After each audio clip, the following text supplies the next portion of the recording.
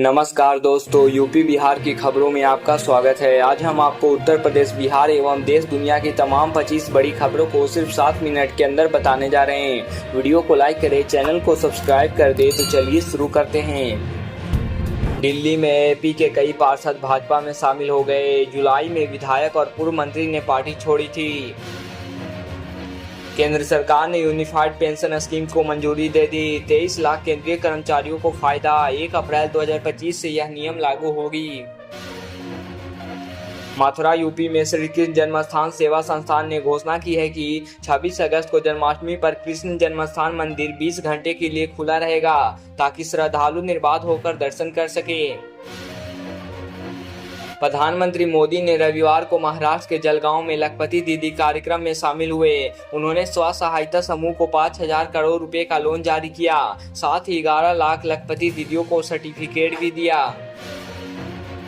बिहार को 4 और वंदे भारत एक्सप्रेस मिलने वाले हैं। इनमें से एक इसी साल और बाकी 3 अगले साल मिलेंगे।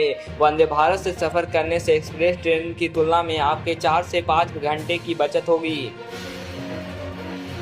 दिल्ली और कई राज्यों में पिछले 20 दिनों में आलू की कीमतें 8% कम हो गई है। पश्चिम बंगाल की मुख्यमंत्री ममता बनर्जी ने जुलाई के तीसरे सप्ताह में उत्तर प्रदेश से उत्तर पूर्वी राज्यों में आलू के ट्रकों की आवाजाही रोक दी थी, जिससे यूपी की कोल्ड स्टोरेज में आलू की अधिकता हो गई और कीमतें घट गई।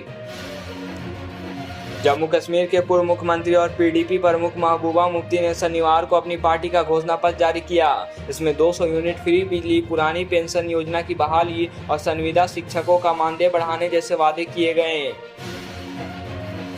यूपी के बिजनौर में किसान एक्सप्रेस 2 हिस्सों में बढ़ गई। इंजन 13 बोगियों को लेकर 4 किलोमीटर आगे निकल गई। 8 डिब्बे पीछे छूट गए। हादसे के वक्त ट्रेन की स्पीड 80 से 90 किलोमीटर थी। हरियाणा बीजेपी का ईसी को लेटर, वोटिंग की तारीखें बदली। उन्होंने कहा 28 सितंबर से 3 अक्टूबर तक छुट्टियां, वोटर घूमने चले जाएंगे, मतदान 1 अक्टूबर को होगा।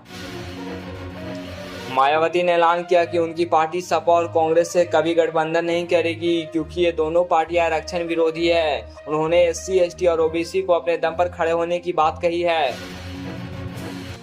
पटना जंक्शन के रेल थानेदार पंकज कुमार समेत 5 पुलिसकर्मियों को सस्पेंड कर दिया गया। इन सभी पर आरोप है कि कोलकाता के एक यात्री को चोर बताकर पटना जंक्शन स्थित जीआरपी थाने में उससे 20,000 रुपये वसूली की गई। आरोपियों के खिलाफ जीआरपी थाने में एफआईआर दर्ज की गई। इस बार पाकिस्तान से टिड्डियां राजस्थान नहीं रहेगी। माना जा रहा है कि पाकिस्तान की हवाएं ईरान की दिशा में चल रही है। इस वजह से टिड्डी दलों का खतरा ना के बराबर है। यूपी के गोंडा में 155 सहायता समूह को 2.32 करोड़ रुपए का चेक दिया गया है, जिससे महिलाएं खुद का रोजगार शुरू कर सकेगी। साथ ही 4,894 लखपति दीदी और 770 सीआरपी लखपति दीदी को सम्मानित किया गया है।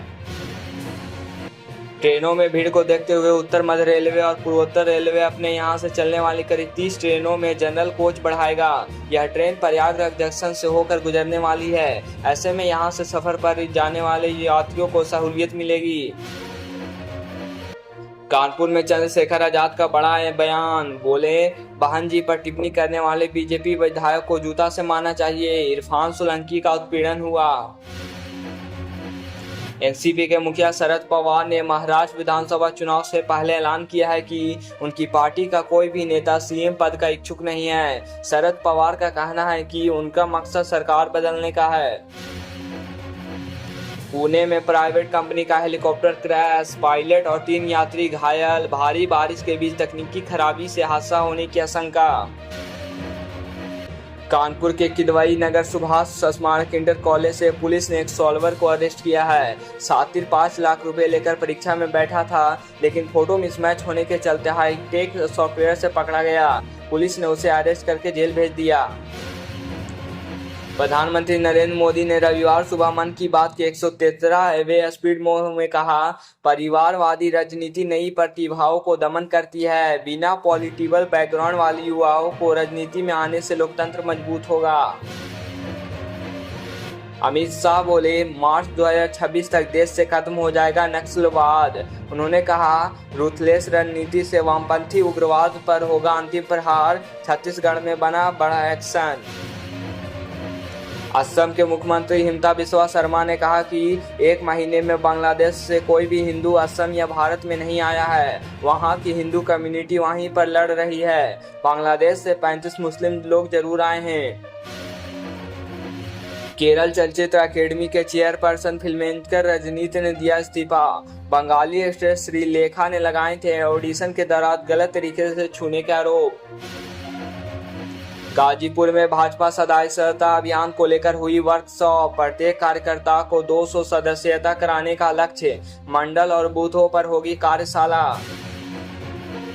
69,000 शिक्षक भर्ती मामले में विधायक ने सीएम को लिखा पत्र। उच्च न्यायालय के आदेश के अनुपालन, चयनित शिक्षकों के भविष्य को संरक्षित करने की उठाई मांग।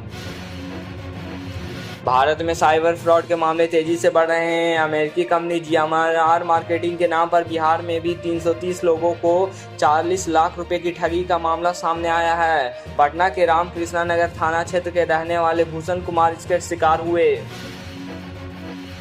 मथुरा के बरसाना स्थित ब्रिजेश्वरी बालिका इंटर कॉलेज में विश्व हिंदू परिषद के 60वें स्थापना दिवस का कार्यक्रम हुआ। इस कार्यक्रम का मुख्य उद्देश्य हिंदुओं को इकट्ठा करना था और इसे हिंदू एकीकरण का नाम देना था। केंद्र सरकार के कई पेंशन स्कीम के बाद यूनिफाइड पेंशन स्कीम यूपीएस लाने के फैसले के बाद कांग्रेस अध्यक्ष मल्लिका अर्जुन खड़गे ने कहा, यूपीएस में यू का मतलब मोदी सरकार का यूटर्न है। सोनभद्र पुलिस ने चलाया शक्तिकरण अभियान। मिशन शक्ति अभियान के तहत महिलाओं को किया गया जागरूक। ताजमहल में अब मुख्य गुंबद पर पानी की बोतल ले जाने की सुविधा मिल सकेगी। श्रावण मास खत्म होते ही भारतीय पूर्वोत्तर सर्वेक्षण ने फिर से इस व्यवस्था को लागू कर दिया है। बांग्लादेश में हिंदू धर्मस्थलों पर हिंसा के खिलाफ पर्दाफाश। नौतनवा में बीजेपी कार्यकर्ता और व्यापारियों ने बांग्लादेश के पीएम का पुतला फूंका। लखनऊ के चौक स्टेडियम में आयोजित ओपन आमंत्रण ऑल इंडिया कराटे प्रतियोगिता के सीनियर वर्ग में बलिया के खिलाड़ियों ने 6 पदक जीता है। पदक जीतकर वापस लौटने पर खिलाड़ियों का स्वागत रेलवे स्टेशन पर किया गया। पेपर लीक में जज का नाम आया, डीएसपी का ट्रांसफर हुआ। आईएएस की गिरफ्तारी के बाद एएसपी पर बना प्रेशर। संजीव मुखिया अब तक गिरफ्तारी से दूर। योगी सरकार ने रविवार को 18 आईपीएस के ट्रांसफर किए। ये सभी 2021 और 2022 बैच के अफसर है। केशव झा को अयोध्या से मुरादाबाद भेजा गया है। अनंत चंद्रशेखर को प्रयागराज से आजमगढ़, रामपल्ली व राग कुमार को लखनऊ से गोरखपुर, देवेंद्र कुमार को वाराणसी से बरेली भेजा गया।